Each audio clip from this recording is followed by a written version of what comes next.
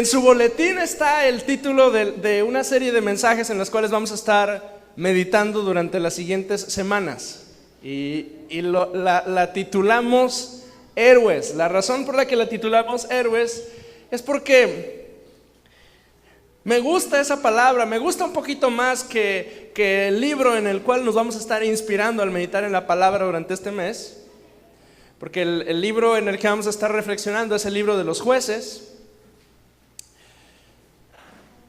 Yo crecí, como usted sabe, en un pueblito en el centro de México que se llama Dolores Hidalgo, Guanajuato.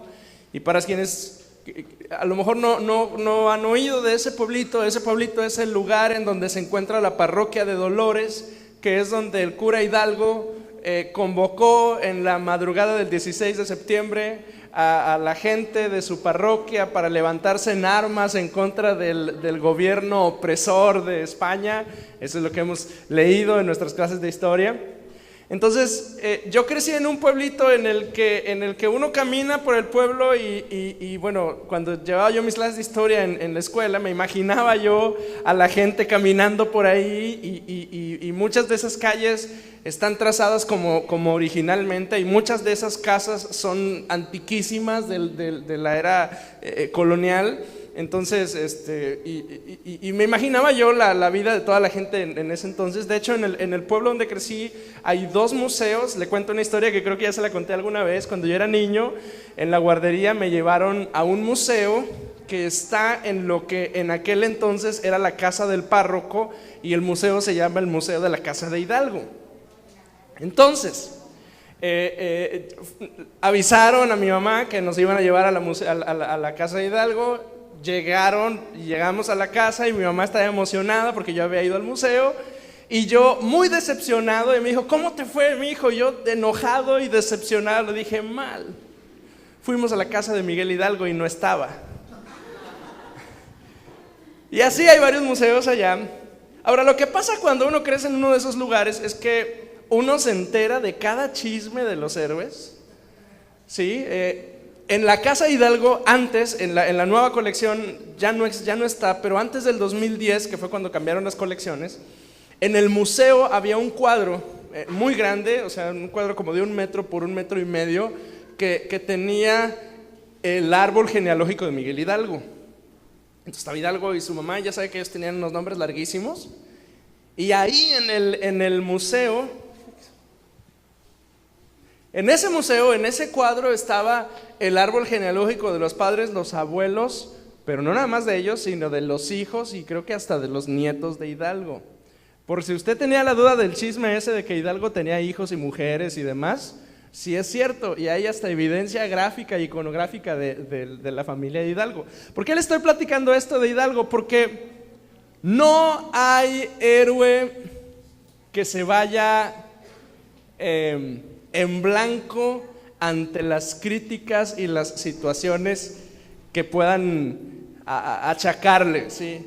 No hay héroe, por más valeroso que sea, por más famoso que sea, por más que sea quien haya sido, que salga avante ante las críticas y las cuestiones de su carácter. No hay héroe perfecto, ni el Capitán América, con tal que sea el que tenga el más puro corazón. Bueno, ni Thor, que es el que levanta el martillote ese. Si no ha visto películas de superhéroes no sabe de lo que estoy hablando. Yo tampoco.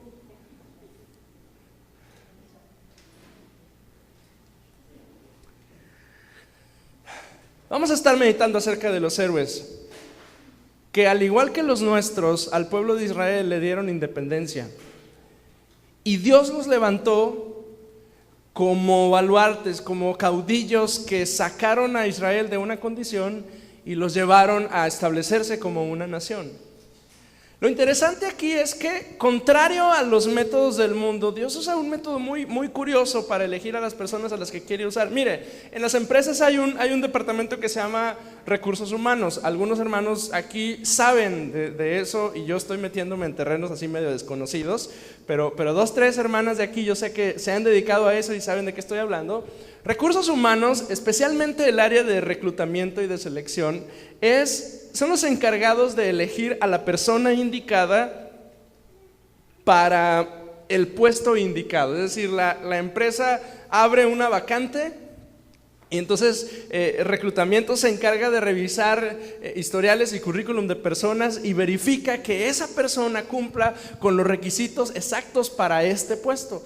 Y así funciona, ¿no? Entonces, de una lista enorme de prospectos, elegimos a quien tiene el perfil necesario para la vacante.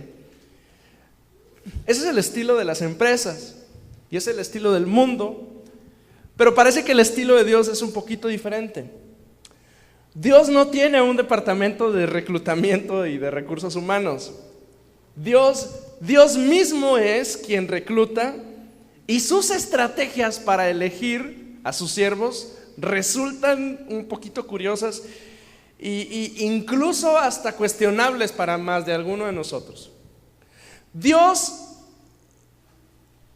a veces parece que Dios no usa al mejor, a veces parece que Dios usa, no sé si la palabra exista, pero yo le llamé a los inusables. Sí. Yo no sé si esa palabra existe en español, pero a mí se me ocurrió y la voy a usar hoy. Parece que Dios no usa a quien tiene el mejor perfil y quien llena todos los requisitos. A veces Dios parece que usa a los inusables, a esos que no tienen el perfil, que no cumplen las expectativas, que no llenan los zapatos, que no son la mejor versión de sí mismos, pero Dios los usa a ellos para sus propósitos. Y entonces, cuando nos enfrentamos a esta historia que Dios repite una y otra y otra y otra vez, yo me pregunto, ¿en qué se basa Dios para llamar a sus siervos? ¿En qué se basa? ¿Cuál es su método de selección?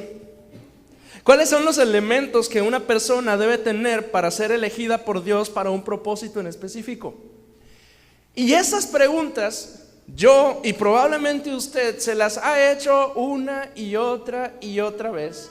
Y si se las ha hecho, probablemente al igual que yo, se enfrenta con que una y otra vez no tenemos muchas respuestas a esas preguntas.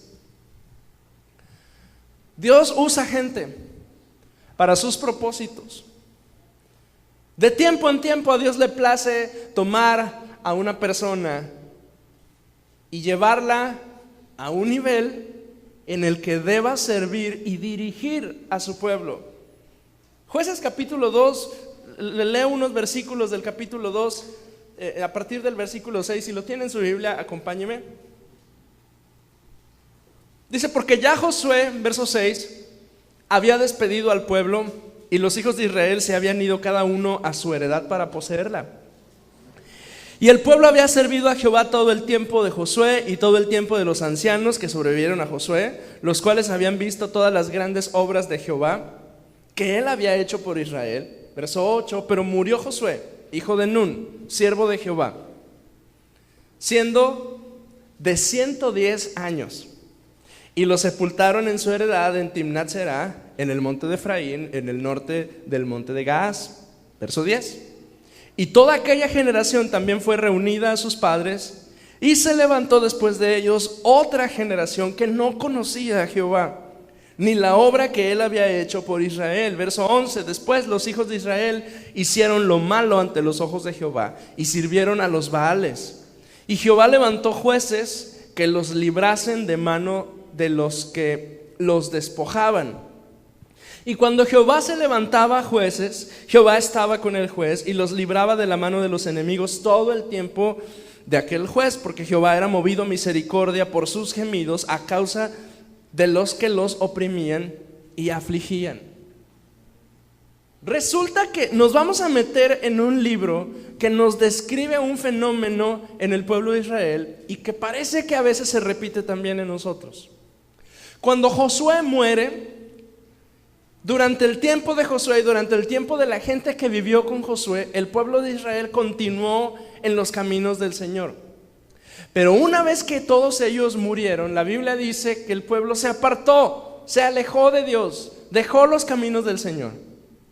Y a causa de eso, de tiempo en tiempo Dios afligía a Israel y permitía que naciones vinieran contra ellos y los oprimieran. Y les robaran sus cosechas y los pusieran en esclavitud y les hicieran cosas malas y los despreciaran y pusieran tributos, impuestos sobre ellos. Y cada que eso pasaba, la Biblia dice que el pueblo de Dios hacía lo que cualquiera de nosotros haría, ¿verdad? Clamaban a Dios y Dios respondía y enviaba a un juez, a un héroe, a un caudillo. Lo enviaba, lo respaldaba para que este juez dirigiera al pueblo y liberara al pueblo de la opresión en la que se encontraban. Dios llama gente cuando hay necesidad. Cuando hay una necesidad apremiante, Dios levanta hombres y mujeres que le sirvan para bendecir a su pueblo. Cuando no hay liderazgo suficiente, cuando el pueblo se está apartando de la visión, cuando Dios quiere hacer algo, seguramente Él va a llamar a un hombre o una mujer y les va a tomar y les va a fortalecer y les va a respaldar para que sus propósitos se cumplan.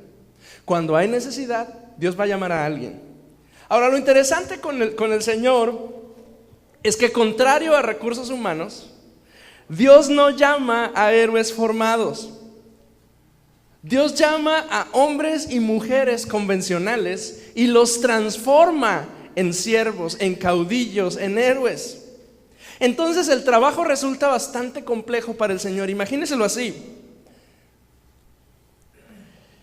Dios llama a un individuo imperfecto, con muchos asuntos inconclusos, y lo somete a un proceso de preparación para que al final sea la persona idónea para realizar una tarea.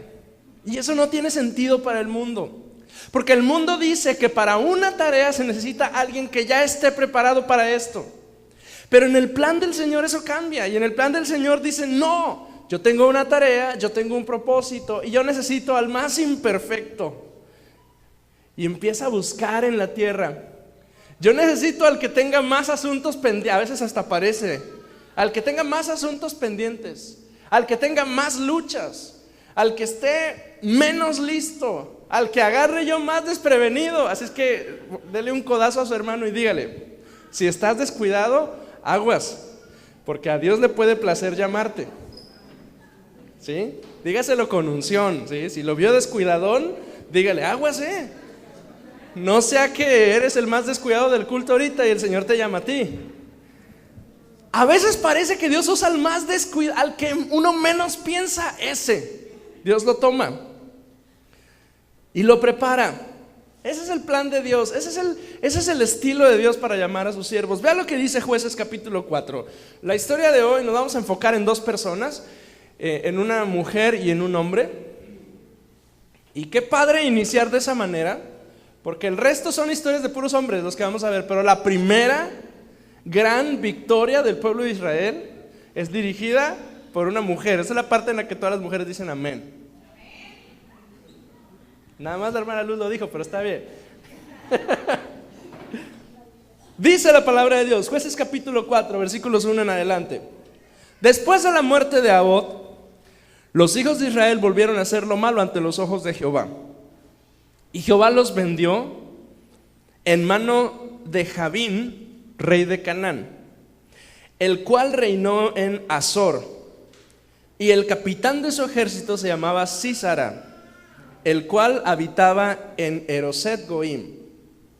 Entonces los hijos de Israel clamaron a Jehová porque aquel tenía 900 carros herrados y había oprimido con crueldad a los hijos de Israel. ¿Por cuántos? Por 20 años. Verso 4, gobernaba en aquel tiempo a Israel, aquí viene lo bueno, una mujer, Débora, profetisa, mujer de Lapidot, y acostumbraba sentarse bajo la palmera de Débora entre Ramá y Betel en el monte de Efraín, y los hijos de Israel subían a ella a juicio.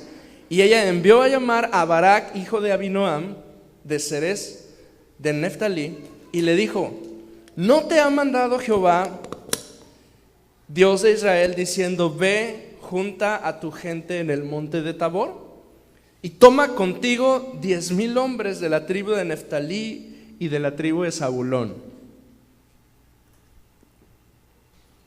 El panorama resulta bien interesante, porque la historia nos dice que después de la muerte de Josué, hubo varios casos de varios hombres que Dios levantó para dirigir el pueblo. Pero todos ellos tenían que ir y juntar a la gente de Israel para defenderse de un enemigo. Pero en este caso con Débora no tenía que andar haciendo chamba arriando ovejas. La Biblia nos describe a Débora como una mujer de autoridad, ¿sí? Y además nos dice que era esposa de un hombre importante, porque el nombre de su esposo se menciona. O sea, no era una mujer sola ni una mujer viuda, era una mujer cuyo marido era un hombre valeroso dentro del pueblo. Y la Biblia dice que ella no iba a juzgar al pueblo, que ella estaba en un lugar y que todo Israel venía y buscaba su consejo. O sea, hasta ahí el panorama resulta bien interesante, porque esta mujer tiene una autoridad tal de Dios que no necesita andar buscando gente. La gente viene y la busca a ella. Interesante.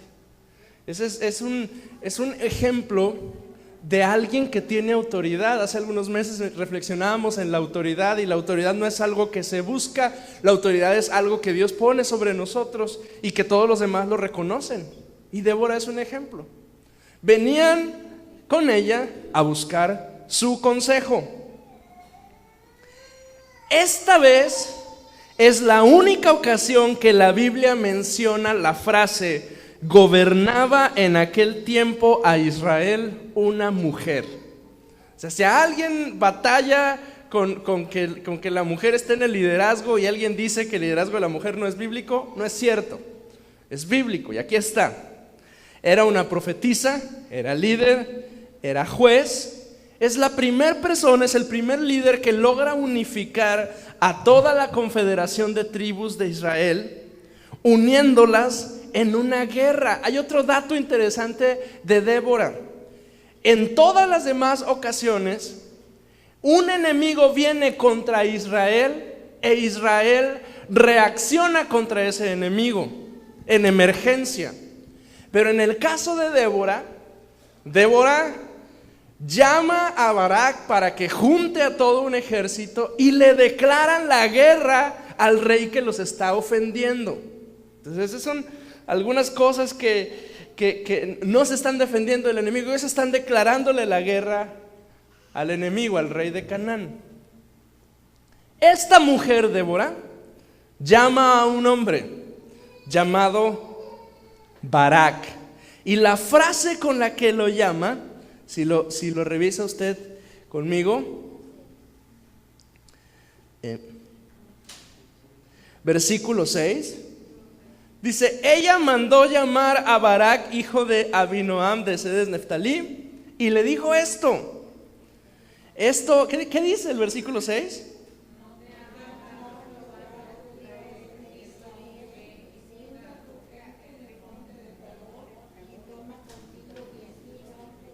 Escuche, la frase está padrísima. Básicamente Débora llama al viejo y le dice: oye, ¿no te dijo ya Dios que te movieras? Débora es el tipo de personas que Dios usa de tiempo en tiempo para acercarse con nosotros y decirnos: oye, Hugo, ¿no te acuerdas como que Dios ya te dijo que hicieras lo que tienes que hacer? ¿No conoce a alguien así, que Dios haya usado con usted de esa manera? Tomás, ¿no te acuerdas que Dios ya te había hablado? Luz, ¿qué no te acuerdas de la palabra que el Señor ya te había dicho a ti de lo que tenías que hacer? Esperanza, ¿no te acuerdas que Dios ya te había dicho? Gerardo, ¿no te acuerdas que yo ya te había hablado antes? O sea, Dios está usando a Débora no para decirle algo nuevo a Barak, está usando a Débora para recordarle a Barak lo que tiene que hacer. De tiempo en tiempo, usted y yo necesitamos a alguien que venga y nos recuerde el propósito divino para nuestras vidas. ¿Sabe? Como que se nos olvida fácilmente. Como que es muy sencillo que Dios nos haya dado una palabra de bendición o una instrucción y la dejemos a un lado. Y Dios tiene que levantar Déboras que vengan y nos digan: Hugo, yo te mandé a esto, ¿no te acuerdas? Débora es ese profeta que necesita Barak para activarse. Ahora, Barak es un hombre y su nombre significa el que se enciende. Es hijo de un hombre llamado Abinoam. Versículo 6, ya lo leímos. Toma contigo 10,000 hombres de la tribu de Neftalí, de la tribu de Zabulón. Yo atraeré hacia ti al arroyo de Sisón a Sísara del ejército de Jabín con sus carros y su ejército, y le entregaré en tus manos. Barak tuvo que pasar a través de un proceso de preparación. De hecho, todos los siervos del Señor tienen que pasar a través de un proceso de preparación. El proceso de preparación, escuche bien, no está necesariamente asociado a tiempo, aunque a veces el tiempo ayuda. El proceso de preparación de Dios para un siervo suyo puede durar días y puede durar años. ¿De qué depende la duración de ese proceso? Depende de Dios, depende del individuo, a veces depende de la tarea que se va a realizar. Y el objetivo del proceso de preparación es estar listos. Ahora la pregunta es: ¿y cuándo yo sé que estoy listo? ¿Y quién es quien define si ya estoy listo o no? Y la respuesta es: Dios es quien lo define. En muchas ocasiones las circunstancias definen el momento en el que se debe actuar y nos activan para el servicio al Señor. Cuando se trata de servir a Dios, es probable que tú no te sientes listo. Es probable que tú crees que no tienes lo necesario, pero seguramente la necesidad es tan apremiante y tú debes moverte y trabajar para el Señor. Cuando hablamos de proceso de preparación, podemos pensar en nuestros asuntos inconclusos, porque más de alguno dice: bueno, creo que Dios quiere usarme, y ya envió a una Débora a decirme: Hugo, acuérdate lo que yo te había dicho. Pero más de alguno de nosotros dice: bueno, ¿y qué pasa con los asuntos inconclusos en mi vida? ¿Necesita Dios solucionar los asuntos inconclusos de mi vida? ¿Necesita Dios solucionar los asuntos inconclusos de tu vida para poder usarte? ¿Qué piensa? La respuesta corta es sí. La respuesta larga es sí. Sin embargo, Dios necesita de tu disposición para solucionar tus asuntos inconclusos, más que los asuntos inconclusos en sí estén arreglados. Lo voy a decir otra vez. Dios necesita más tu disposición para que Él empiece a solucionarlos que el hecho en sí de que estén solucionados. Lo voy a tratar de decir un poquito más despacio. Cuando digo asuntos inconclusos me refiero a muchas cosas. Me refiero a pecado, a inseguridades, a quebrantos, a luchas, a dificultades familiares, a modelos erróneos que pueden convertirse en un estorbo si yo quiero servir a Cristo. Pero necesita Dios quitar y eliminar y extirpar todas esas cosas de mi vida para poder yo servirle. Y la respuesta es: sí quiere hacerlo, pero es más importante que tú te dispongas a que Él vaya limpiándote, incluso a que tus asuntos estén ya concluidos. Es más importante que tú te dispongas en las manos del Señor y le digas: Señor, aquí está y estoy dispuesto a que tú empieces tu proceso de sanidad y que haya disposición en tu corazón. Incluso es más importante que tú estés sano. Dios quiere verte a ti dando pasos para acercarte a Él. Versículo 8, capítulo 4, versículo 8 dice: Barak respondió: si tú fueres conmigo, yo iré, pero si no fueres conmigo, no iré. Verso 9, ella dijo: iré contigo, mas no será tuya la gloria de la jornada que emprendes, porque en mano de mujer venderá Jehová a Sísara. Y levantándose Débora fue con Barak a Cedes. Y juntó Barak a Zabulón y a Neftalí en Cedes, y subió con 10,000 hombres a su mando, y Débora subió con él. Débora y Barak enfrentan a un enemigo superior. Están enfrentando ellos con sus limitaciones tecnológicas, están enfrentando a un ejército que domina el hierro. Por eso dice que tenía 900 carros de herrería, de forja. Es una nación que en tecnología lo superan, ¿sí? Los israelitas apenas y hacen espadas, y estos ya tienen armas y más tecnología para la guerra. Javín tenía tecnología de guerra avanzada, pero Barak tenía un ejército y un llamado de Dios. Entonces, cuando Dios pone en tus manos un mandato o una misión, no importa qué tantos factores haya contra ti, si tú tienes el llamado de Dios y Dios está contigo, eso es mayor y más poderoso que cualquier cosa que el enemigo tenga contra ti. De hecho, la lucha de Barak no es la cantidad de gente que lo sigue, ni la certeza de que su ejército pueda vencer al ejército enemigo. La lucha de Barak, de hecho, tiene nombre. Se llama cobardía. Barak es un sacatón. Dios le había dicho antes que tenía un plan para él. Débora viene con él y le dice: ¿no te acuerdas que Dios ya te había dicho que tú ibas a ser quien nos iba a liberar? Dios le habló, Débora le habló, y a pesar de eso Barak dice: sí voy, pero si vas conmigo.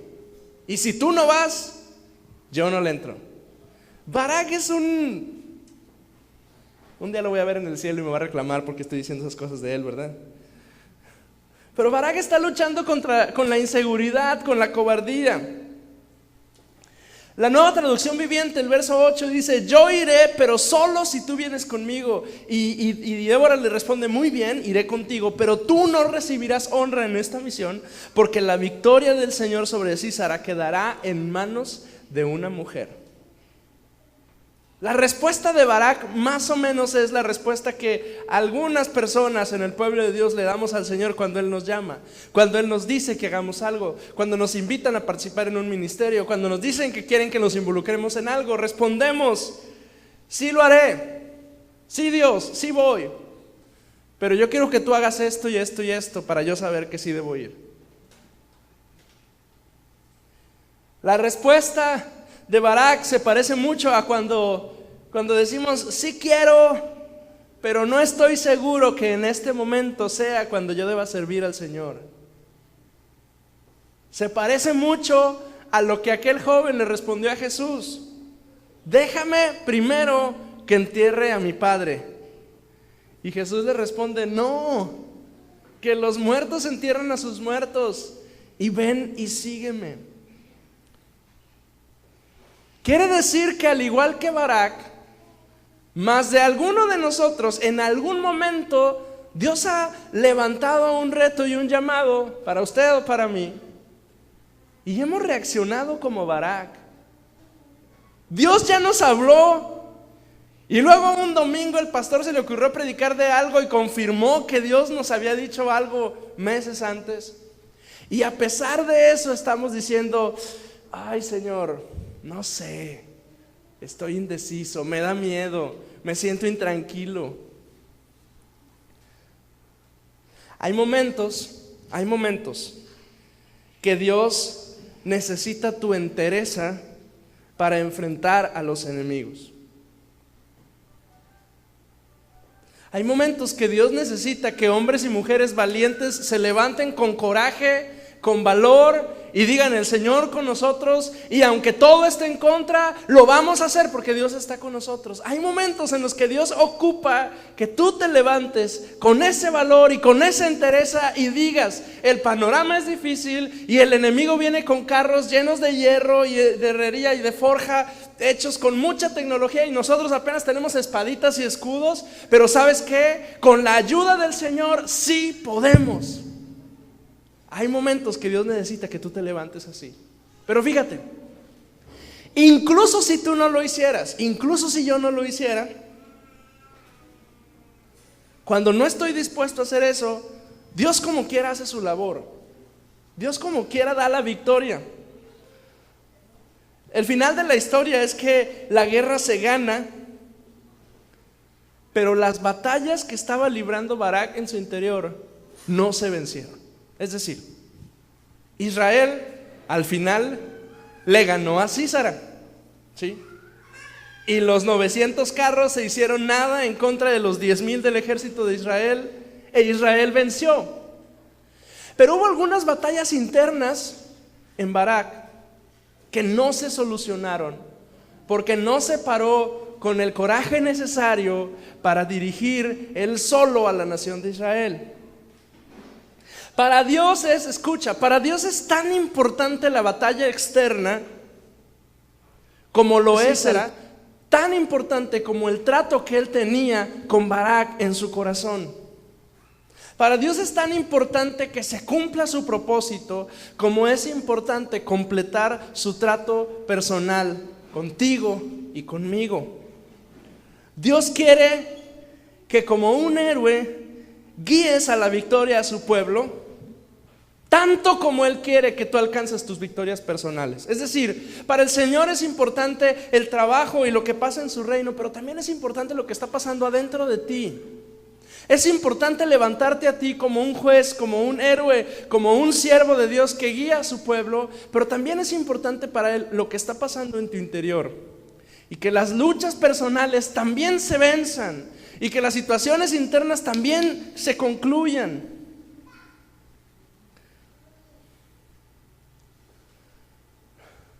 Los asuntos inconclusos de Barak se ven evidenciados en que él no quiere ir solo a la guerra. El éxito de un héroe no radica solo en que la batalla externa se gane, sino en que en el proceso las batallas internas también sean ganadas. Entonces, los siervos de Dios libramos muchas batallas al mismo tiempo. Mire a su hermano que tiene junto a usted. Su hermano, su hermana está librando una batalla externa, ¿sí? Está en el ejército del Señor, enfrentando una lucha en el reino de Dios. Pero sabe, también está viviendo una serie de cosas aquí, de batallas personales. Y para el Señor es tan importante una cosa como la otra. Y Dios finalmente les da la victoria. Dice el versículo 14, entonces Débora dijo a Barak, levántate porque en este día Jehová ha entregado a Sísara en tus manos. Verso 14, ¿no ha salido Jehová delante de ti? Y Barak descendió del monte de Tabor y 10,000 hombres en pos de él. Verso 15, Jehová quebrantó a Sísara, a todos sus carros y a todo su ejército a filo de espada delante de Barak, y Sísara descendió en un carro y huyó a pie. Mas Barak siguió a los carros y el ejército hasta Aroset Goim, y todo el ejército de Sísara cayó a filo de espada hasta que no quedaba ninguno. O sea, Dios cumplió su propósito. Cuando Dios nos llama, cuando Dios nos invita a participar en sus planes, nunca nos va a dejar solos.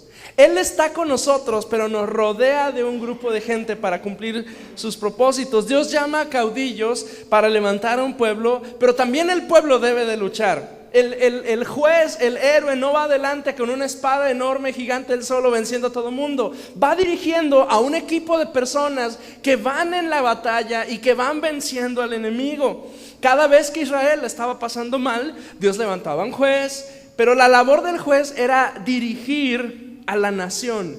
Israel debía levantarse y trabajar, esforzarse por librar y ganar las batallas. La labor del héroe parece solitaria, pero es imposible realizarla solo, Porque los héroes, los jueces, necesitan compañía. Nunca nadie ha logrado algo grande solo. Es necesaria la ayuda, el soporte y la fortaleza de su pueblo. ¿Y por qué es importante decir esto? Porque hay momentos en los que usted y yo somos pueblo. Y estamos ahí para fortalecer al héroe que Dios levantó. Pero llegado el momento, Dios te llama a ti, a tú ser héroe. Si Dios está levantando un héroe cerca de ti, apóyalo, fortalécelo, trabaja junto con él, ponte a sus órdenes, ayúdalo, ora por él y ora con él. Quédate junto a él si Dios lo está levantando, porque seguramente va a llegar el día en el que Dios te va a levantar a ti como héroe. Va a llegar el día seguramente en el que Dios te va a levantar a ti para que tú dirijas al pueblo, y vas a necesitar, óyelo bien, vas a necesitar de un pueblo alrededor de ti que soporte y fortalezca el llamado que Dios te ha dado. Si hay alguien alrededor de ti, apóyalo. Porque seguramente un día tú y yo lo vamos a necesitar. Verso 17. Sísara huyó a pie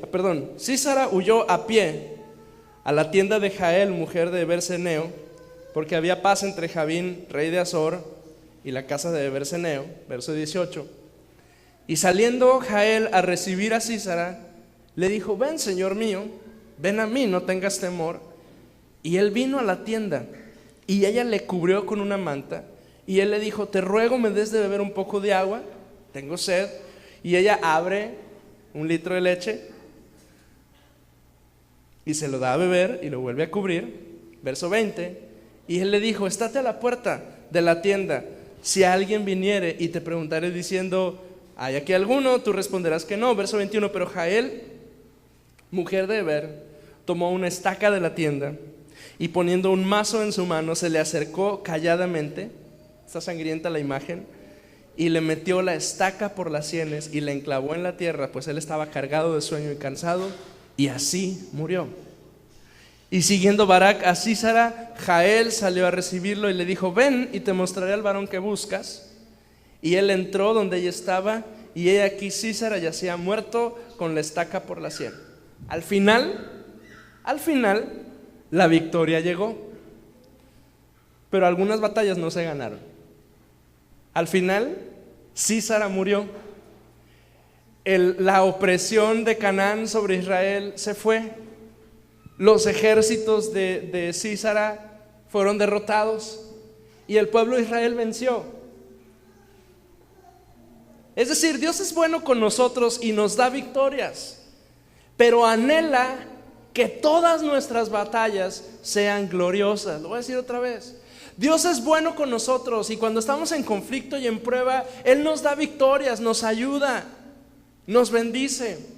Pero Dios anhela que no solo la victoria principal, sino cada una de las pequeñas batallas que se están lidiando en tu corazón, cada una de ellas tenga gloria, y que en cada una de esas batallas tú tengas victoria.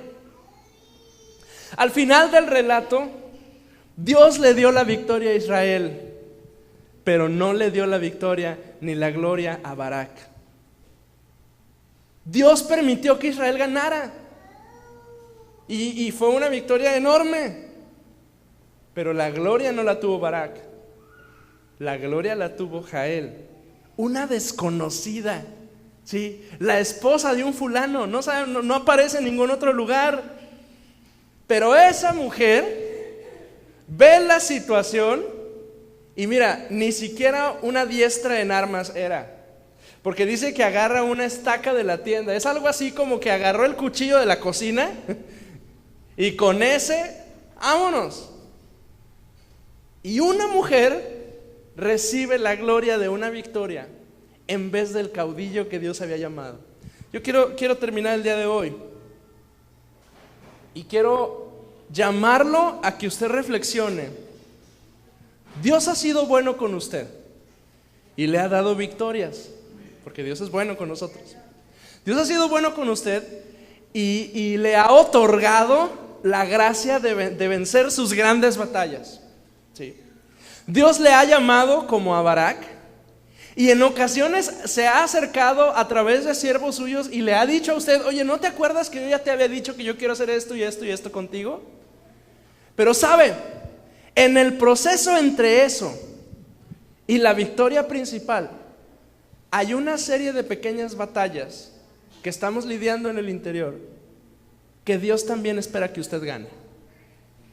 Al final del camino Dios le da la victoria porque usted es un hijo de Dios, usted es una hija de Dios y Dios es bueno. Pero en el proceso Él quiere que sus batallas personales, que mis asuntos inconclusos, que esas pequeñas situaciones con las cuales yo no me he dispuesto a pelear y a vencer, ahí es donde quiere Dios tratar conmigo. Y yo no sé usted, pero yo ya no quiero que aparezcan Jaels por ahí y me roben la gracia y la gloria de vencer en mis pequeñas batallas, porque yo no quise atender las pequeñas circunstancias de mi vida. Yo no quiero que eso pase. Pero ¿sabe qué? Me ha pasado muchas veces. Me ha pasado muchas veces que en la iglesia Dios nos regala cosas maravillosas y termina el día y yo estoy molesto e insatisfecho, porque aunque como iglesia tuvimos una gran victoria, en mi interior yo sabía que yo no estuve dispuesto a entregarle cosas. Y puede que en lo general tuvimos una gran victoria, pero mis pequeñas batallas yo no las vencí. ¿Sabe? Esa es la razón por la que muchos cristianos estamos insatisfechos con la vida en Cristo. Esa es la razón por la que muchos de nosotros venimos y nos congregamos y decimos como que hace falta algo. ¿Sabe qué es lo que está pasando? Hay una gran victoria grupal, pero hay muchas pequeñas derrotas en nuestro corazón que no hemos atendido. Y sabe, Jael está a la vuelta. Y si no venzo yo, ella va a vencer. Por supuesto que estoy hablando en términos figurados, ¿verdad?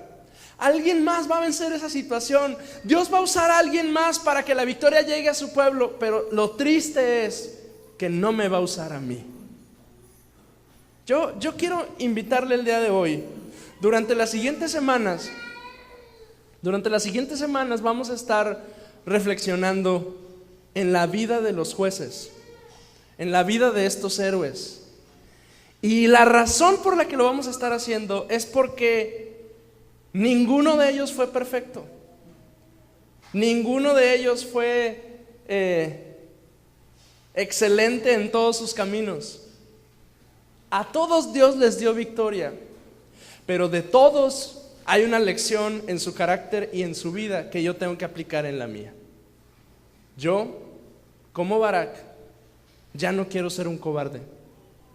Ya no quiero ser alguien que deja a un lado las oportunidades porque alguien más las puede tomar.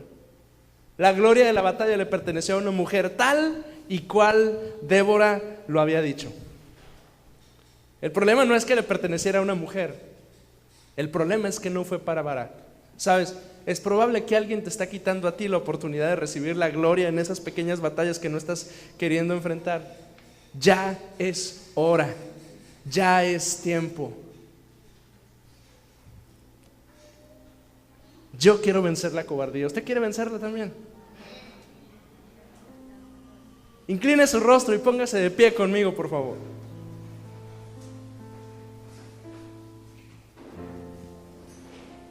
Yo quiero vencer. Yo quiero vencer.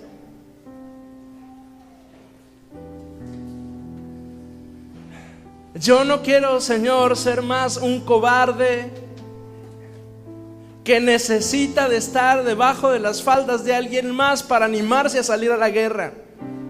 Y perdóname, Señor, si yo he vivido de esa forma. Perdóname si en el pasado, Señor, yo he sido como Barak, dependiendo de la cobertura y de las faldas de alguien más, cuando tú ya desde antes has provisto para mí un llamado y una investidura y un liderazgo suficiente para enfrentar mis batallas? Si usted ora de esa manera conmigo, le pido que levante sus manos al Señor y le diga usted con su corazón al Señor: Señor, yo tomo la investidura y la posición que tú me has dado como tu hijo, y yo quiero salir a enfrentar mis batallas. Yo tomo mi posición como un hijo, como un llamado, como un siervo tuyo, como un hombre o una mujer de Dios.